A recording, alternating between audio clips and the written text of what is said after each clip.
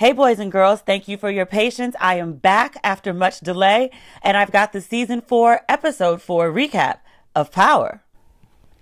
I have a very sick mind because Charlie Murphy is trying to kill Jamie in prison, and all I can think about is his bulging muscles. Jamie's like working out in the gym and his muscles are just popping. Do you see the shot of his back muscles? It was very nice. I'm focused on this as Charlie Murphy is trying to like crush his windpipe. After he damn near dies, Jamie goes to meet with his lawyer, Turtle. He tells Turtle about Charlie Murphy trying to kill him. Turtle says that he's going to work to get Charlie Murphy transferred, which I'm sad about. I don't want Ghost to die or keep getting beaten, but you know, this is our last time with Charlie Murphy. Proctor also wants to talk to James about the gun that was found in Truth. Jamie is very adamant that it's not my gun. He had nothing to do with it. He doesn't know how it got there. He's being framed. He's being set up, and he gets really angry. Terry, who is very unimpressed with James, is like, my dude, slow your roll, because all this black man anger isn't going to play well in court. Ever since Turtle got threatened by Tommy, he's been on the good foot. Like, he got the DNA thrown out and now he's working on the gun. Tommy threatening Turtle was the best thing that ever happened to this case. They had the hearing and Black Donovan, bless his soul, he's over this. Proctor lays into him. He just explodes. He curses Proctor full out like they're in the street. It was a very smart strategy by Proctor, obviously, because the gun gets thrown out. Tommy had a busy week. He was staying over at Keisha's house and he bounced and went to Tasha's. Tasha had some interesting developments again this week. She pops up to see Angela once again and they have a girls chit chat. Angela hits her with some real sister girl. She said, let's team up on him and make sure that we get what we want. So you get freedom, I get my case, he gets what he deserves, and we all go about. Ma'am, you slept with my husband knowing he was my husband. I don't trust you. So Angie coming to her saying, I offered him this deal and then he's leaving you and the kids high and dry. There was an opportunity for you to get out of it. It's the truth, but I don't trust Angela because I'm not going to trust my husband's mistress. Tasha's upset that Jamie didn't tell her about the deal. She went to the jail and she told Jamie, like, you pull this ish again, you're on your own. But back to Tommy. He shows up at Keisha's salon looking for her. So this show has always had good sex scenes. Their sex grosses me out. Like, I don't care how much titty we see from Lala, how much ass is up in the air, like, and her body looks amazing. You look great. You look naked and in clothes. You look amazing. Somebody check on him because they were married for a long time. He's the father of the baby. You got to make sure he's eating. Make sure you're not drinking himself into a stupor. We angry with him, but we can't disown him because he's the baby's father. For real. Somebody go check on Mella. Tommy also travels back to Queens. Remember the old white guy at the prison? He figured out who Ghost was. He decided he wanted $20,000 a week to be dropped off at his house by Tommy in order to not report to Mock that Ghost and Jamie are the same person. Tommy goes to the house. He meets with the old white guy in prison. He meets with his connect or something. So another old white man, but not as old. They talk for a minute and Tommy has some questions for him and he's trying to figure out if this guy was the hitman behind a big killing with a very prominent crime family. The old white man in prison, his wife comes out the kitchen and was like, who is this? So the business partner shoos Tommy off, and afterward, the wife is upset. She's like, my husband never kept secrets from me all the time we've been married. That whole scene is significant because there have been all these theories about the old white man in prison. Everybody keeps thinking old white must be Tommy's father. Possibly. I was really skeptical about that, but now I think there might be something to that theory because when the wife is asking about who Tommy is, she's not getting straight answers from the hitman. And then the hitman calls old white in prison and it's like, yeah, it's him. But here's why I think that it could not be true. Because this whole thing with old white looking into Ghost was triggered by Mock leaving old white's case and then going to Ghost's case. I just figure if a man is looking for his son, he's more deliberate. Here's the other thing about this, which I thought about when Tommy was in the house. At the end of the episode, Ghost is working out again and old white comes to him and he's like, yeah, I want 20,000 every week and I want you to arrange a meet with Egan.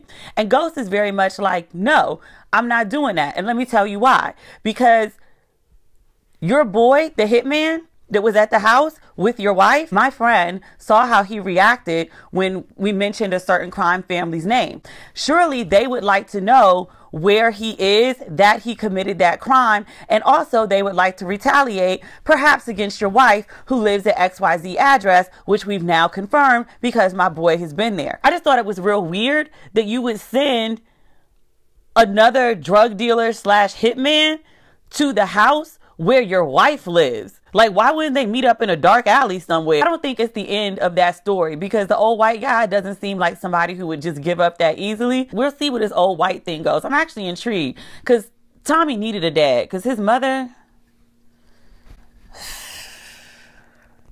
And more Tommy shenanigans in a roundabout way. Proctor talks to Greg's friend Bailey. Bailey says that he's not working with the prosecution because they're not willing to go along with the narrative that Greg was innocent and Angela was actually the mole in the unit.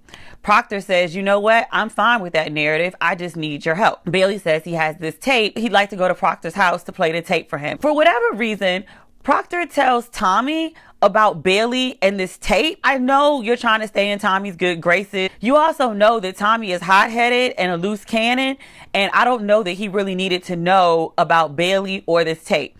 Tommy insists that he's going to be at the house when this tape is played. Bailey plays the tape for Proctor. Bailey tells Turtle that he's going to have to choose between protecting Tommy and protecting Ghost. Tommy comes out of nowhere and stabs dude from the back in the chest. Like, dude is crazy. Sometimes this show gets a little ridiculous. We're jumping the shark a little bit. Oh, honorable man of the week goes to Sax. Angela talked about doing something like she was spending time with Greg, and Sax was like, oh really, that's what we're calling it now? Light read but effective. Also, I can't believe that Angie still has a job. You fuck up on levels that are criminal. Somehow you haven't been suspended. They haven't put you on just plain desk duty. Like, I don't understand how this woman is still employed.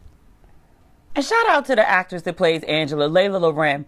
I read that the actual actress is getting death threats because people hate Angela so much. Now look, I want Angela to die on the show. I realize that will never happen because her messy ass is what keeps this story going. I get hating an actress because of the role she plays. Like, I hated Danny Glover for years after The Color Purple. I also hated the mother and Lean On Me. No one in their right mind goes and threatens an actress for playing a role too good. That's ridiculous. Tariq is... So there's one and two. One, where is his mom? Your father's locked up, and your mother, she's dealing with your sister. She's dealing with the baby. She's dealing with her money that she's funneling through her best friend's business. She's trying to get her husband out of jail. Yes, Tasha, you are indeed busy. However, your son is out here in these streets unaccounted for way too frequently for you not to notice something is up. Tariq is hanging out with a dude who's older than his daddy and looks 10 years older than his daddy. I need Teray to do a sit down with Kanan about his teenage friends. Sir, why you got so many teenage friends? I understood the Tariq thing because you're trying to replace your son, and you're also trying to take Ghost's son because you feel like he took Sean from you. But what else I'm trying to figure out is why you got all these teenagers in your house. You don't know no grown people, sir? He invites Tariq over to the house. Dre is there. He's like, dude, I'm paying you to leave this kid alone. And what is it with you and this kid? Let this young boy be. Dre tries to get Tariq to leave with him. He gets brushed off. Kanan gives him a knot. They sold all the goods that they stole from Tariq's little friend's house. They give him some weed. They trying to introduce him to a girl. And the girl, bless her heart, she was like, oh, where are you from? He was like, oh, Manhattan. And she was like, what are you doing here? And Tariq ain't have no answer. Sir, go home. I hope Raina dime his ass out. Like, I understand siblings, especially twins, got that bond that they must be there for one another. You feel right to fix your face to call me out my name. I feel right to fix my face to tell mommy Tariq is on some bullshit. I would dime my brother out for his own best interest. You from the Upper West Side, but about to live a hood story about ending up dead or in jail. What are you doing? Oh, you're following your father's footsteps. Well... Our friend Mock wasn't too happy about that gun being thrown out. He has decided to retaliate by freezing everyone's accounts. Tasha goes to the school to drop the kids off. She wants to talk to the dean, and she's, you know, like, you need to protect these kids and paparazzi and blah, blah, blah. And the dean is like, hold it now. Your check bounced. These kids ain't gonna be in this school if you don't handle your account within a few days. Across town, the FBI rolls up on Keisha. They put their locks on her door and put a sign saying that the business has been closed by the FBI. This is a problem. They're screwed. I don't know how they're going to pay for this apartment. I don't know how they're going to keep these babies in school. I guess Tommy technically has the money to foot the bill, and I feel like he would for his friends. And for his final magic act, Mock has also figured out a way to get Proctor thrown off Ghost's case. It's not as bad as they make it out to be. Terry's going to take over the case, and even though Terry doesn't like Ghost, he is a good lawyer and he has good advice, and he wants Ghost's money. So he's going to work hard for his client. Proctor comes to the jail and he's all upset and tearful and whatever. Then he shows up drunk at Angie's house. Proctor's like, you're doing all this. You're making all this chaos. And he did not do it. But apparently she actually has some doubts at this point, or at least she's finally willing to listen to her doubts, because she pulls footage of Ghost's office on the night that she arrested him. And she happens to notice that Mike also looked at the footage. And she watched Ghost go into the office and fiddle around and never go anywhere near the bar. And after he leaves, he never goes back in because Angie arrests him. Which, ding, ding, ding, lady. Ghost didn't plant the gun in the bar because Ghost never had the gun, because Ghost didn't kill Greg. Angie's like, oh my God.